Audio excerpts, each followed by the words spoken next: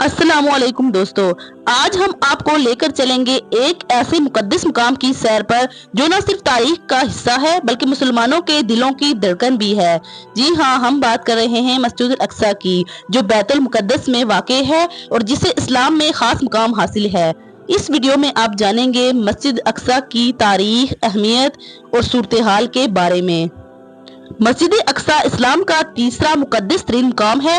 कुरान मजीद में सूरतुल इसरा की पहली आयत में इस मस्जिद का जिक्र मौजूद है, जहां से रसूल अकरम सल्लल्लाहु अलैहि वसल्लम मेराज की रात आसमानों की तरफ रवाना हुए थे।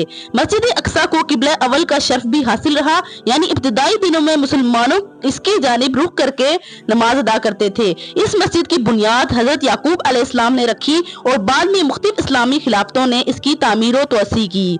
मस्जिद अक्सा सिर्फ एक मस्जिद ही नहीं बल्कि एक वसी कॉम्प्लेक्स है जिसे हरम शरीफ कहा जाता है। इसमें मशहूर रकबतुस ज़ोहरा यानी गुंबद सखरा भी शामिल है, जिसका सुनहरी गुंबद दुनिया भर में पहचाना जाता है। मस्जिद का फन तामीर इस्लामी सकाफत का शाहकार है, जहाँ खूबसूरत मेहराबे, सतून और खूबसूरत खताती देखी जा सकती है। इस मकाम की हर ईंट में तारीख छुपी हुई है। खिलाफत राशिदा, उमवी और अब्बासी दौर में मस्जिद अक्सा को खास अहमियत हासिल रही। बाद में सलेबी जंगों के दौरान इसे शदीद नुकसान पहुंचा, लेकिन सलाहुद्दीन अयूबी ने दोबारा इस मस्जिद को मुसलमानों के कंट्रोल में लेकर इसकी अजमत को बहाल किया। ये मस्जिद हमेशा मुसलमानों के लिए हौसले और अकीदे की अलामत रही है। आज मस्जिद अक्सा फलस्तीन के मुसलमानों की जदोजहद का मरकज है। आए दिन यहाँ कशीदगी और मजालिम की खबरें सामने आती रहती हैं, लेकिन मुसलमान इस मुकद्दस मुकाम की हिफाजत के लिए डटे हुए हैं। मस्जिद अक्सा सिर्फ फलस्तीन ही नहीं बल्कि पूरी उम्मत मुस्लिमा के अकीदे और वहदत की अलामत है। ये वो बड़ी मस्जिद है जो स्याह गुंबद वाली इमारत के तौर पर जानी जाती है। यही वो जगह है जहाँ मुसलमान नमाज अदा करते हैं। ये पूरे कॉम्प्लेक्स का सबसे बड़ा हाल है। गुंबद सोहरा, ये सुनहरी गुंबद वाली खूबसूरत इमारत है। यहाँ वो मुकद्दस चट्टान मौजूद है जहाँ से हजरत मोहम्मद सल्लल्लाहु अलैहि वसल्लम मेराज की रात आसमानों की तरफ गए थे। ये दुनिया की कदीम तरीन इस्लामी इमारतों में से है। कुब्बतुस सिलसिला, ये कुब्बतुस सोहरा के पास एक छोटा सा गुंबद है जो खूबसूरत संगे मरमर के सतूनों पर खड़ा है। कहा जाता है यहाँ हजरत दाऊद अलैहिस्सलाम के दौर में इंसाफ किया जाता था। मेहराबे मरियम, रवायात के मुताबिक ये वो जगह है जहाँ हजरत मरियम अलैहिस्सलाम इबादत किया करती थी और अल्लाह की तरफ से इन्हें रिज्क दिया जाता था। मुसल्ला मरवानी, ये ज़ेरे ज़मीन एक बड़ा हाल है जिसे अब्बासी दौर में तामीर किया गया और आज भी नमाज के लिए इस्तेमाल होता है। बाबुर रहमान यानी गेट ऑफ मर्सी, मस्जिदुल अक्सा का एक मशहूर दरवाज़ा जिसे मशरकी जानिब से दाखिल होने के लिए इस्तेमाल किया जाता है। इसी इलाके में वादी रहमत है जिसका तज़किरा कई रवायात में आता है।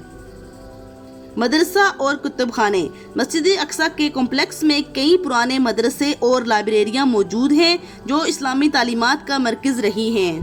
मस्जिद अक्सा के गुंबदों में से एक बाबरकत गुंबद चट्टान के सहन के ऊपर डोम ऑफ द रॉक के शुमाल मगरिब में वाक़ है। इसे यरूशलेम के गवर्नर शहजादा इसफान अजीजुद्दीन ने 597 हिजरी 1201 ईस्वी में अयूबी दौर में एक पुराने गुंबद की जगह पर तामीर करवाया था, जो नबी करीम सल्लल्लाहु अलैहि वसल्लम के आसमान पर चढ़ने की याद में तामीर किया गया था। उस्मानी दौर में इसकी तज़य्युन व आराइश की गई। गुंबद एक छोटी ऑक्टोनल इमारत है। इसकी दीवारें सफ़ेद संगमरमर के पैनल्स में बंद हैं। इसके जुनूब की तरफ एक मेहराब और शुमाल की तरफ एक दरवाज़ा है। इसे 30 कालमों से सहारा दिया गया है और इसके ऊपर एक गुंबद है जो शीशे की चादरों से ढका हुआ है। इस गुंबद को इसके ऊपर एक और छोटे गुंबद की मौजूदगी से पहचाना जाता है जो इसके ऊपर एक ताज की तरह है। कुब्बतुस ज़ोहरा में 3 मुसल्ले हैं। एक मुसल्ला हजरत इब्राहिम अलैहिस्सलाम, एक हजरत मोहम्मद सल्लल्लाहु अलैहि वसल्लम और एक हजरत दाऊद अलैहिस्सलाम का है। और ये जो वादी चट्टान है ये नीचे की वादी है। यहाँ लोग यानी दौरे कार नमाज पढ़ते हैं और पहले शुरू के ज़माने के अंदर कुर्बानियाँ पेश की जाती थीं तो चट्टान पर कुर्बानी की जाती थी। यहाँ सुराख है, वो खून यहाँ से आता था और यहाँ से वादी इदरोन इधर वो खून जाता था। ये कुर्बानगाह भी थी। यही वो जगह है जहाँ नबी करीम सल्लल्लाहु अलैहि वसल्लम ने मेराज का सफ़र शुरू किया। आप सल्लल्लाहु अलैहि वसल्लम को बुराक पर सवार करके मक्का से बैतुल मक़दस लाया गया اور پھر وہاں سے آسمانوں کی طرف لے جایا گیا۔ اسی مقام پر نبی کریم صلی اللہ علیہ وسلم نے تمام انبیاء کرام کی امامت فرمائی، جو کہ آپ کے مرتبہ ختم نبوت کی سب سے بڑی دلیل ہے۔ مسجد اقصی مسلمانوں کا پہلا قبلہ بھی رہی ہے۔ ہجرت کے بعد ابتدائی 17 ماہ تک مسلمان اسی کی طرف منہ کر کے نماز ادا کرتے تھے۔ بعد میں اللہ تعالیٰ کے حکم سے خانہ کعبہ کو قبلہ بنایا گیا۔ اس سے اندازہ لگایا جا سکتا ہے کہ مسجد اقصی کو اسلام کے ابتدائی دور میں کتنی اہمیت حاصل رہی۔ نبی کریم صلی اللہ علیہ وسلم نے فرمایا، 3 مساجد کی طرف خاص طور پر سفر کیا جا سکتا ہے: مسجد حرام، مسجد نبوی اور مسجد اقصی۔ اس حدیث سے ظاہر ہوتا ہے کہ مسجد اقصی کا سفر ثواب اور عبادت کی نیت سے کرنا افضل ہے۔ اس مسجد میں ایک نماز پڑھنے کا ثواب دیگر مساجد کی 1000 نمازوں کے برابر ہے، جیسا کہ حدیث میں مذکور ہے۔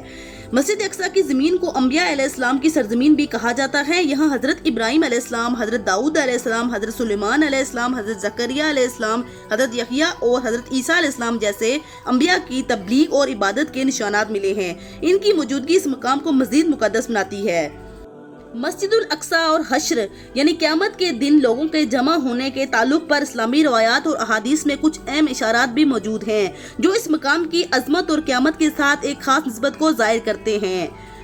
بعض روایات کے مطابق بیت المقدس، جہاں مسجد اقصی واقع ہے، کو قیامت کے دن لوگوں کے جمع ہونے کا مقام قرار دیا گیا ہے۔